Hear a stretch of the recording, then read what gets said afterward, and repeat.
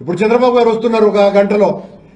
నిన్న జరిగినటువంటి ఇన్సిడెంట్ చోట పట్టుమని 15 మంది పోలీసు వాళ్ళు కూడా లేదు. ఈ రోజున చనిపోయినటువంటి వాళ్లను చూడడానికి వస్తున్న చంద్రబాబు గారిని భద్రత కల్పించడానికి మాత్రం దాదాపు 2000 మంది పోలీసు వాళ్ళు మొత్తం సమాయత్తమవుతున్నారు.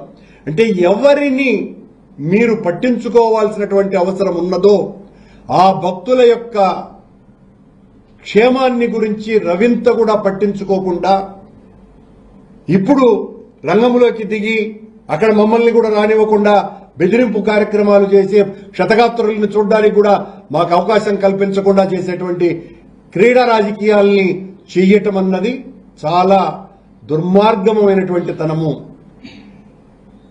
ఎంతసేపు ఈ ప్రభుత్వం అధికారంలోకి వచ్చినప్పటి నుంచి వైఎస్ఆర్ కాంగ్రెస్ పార్టీ నాయకుల మీద తప్పుడు ఆరోపణలు మోపి వాళ్ళని ఎలా జైలుకు పంపించాలా, టీటీడీనంతా కూడా ప్రక్షాళన చేస్తా పాప పంకిరమైపోయిందేనని చంద్రబాబు నాయుడు గారు ఎన్నికల ముందు కూడా విపరీతంగా ఘోషించినాడు.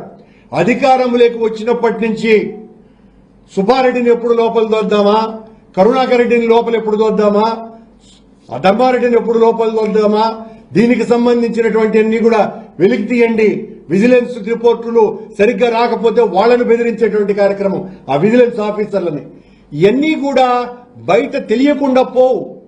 చంద్రబాబు గారు ముఖ్యమంత్రి గారు గమనించాల్సినటువంటి విషయం, మీరు సెక్రటేరియట్లోనో లేకపోతే మీ ఇంటిలోనో చేస్తున్నటువంటి పనులు గతంలో అధికారంలో మొన్ననే మేము ఉన్నాం, మీకు సంబంధించినటువంటి అధికారులలో కొద్దిమంది మాకు మీరు ఏం చెప్తున్నారు, అధికారులకు ఆదేశాలు ఇస్తున్నారు అన్నటువంటి విషయాలు మాకు చెప్పకుండా పోరు అని అనుకుంటే అంతకంటే మూర్ఖత్వం మరొకటి లేదు.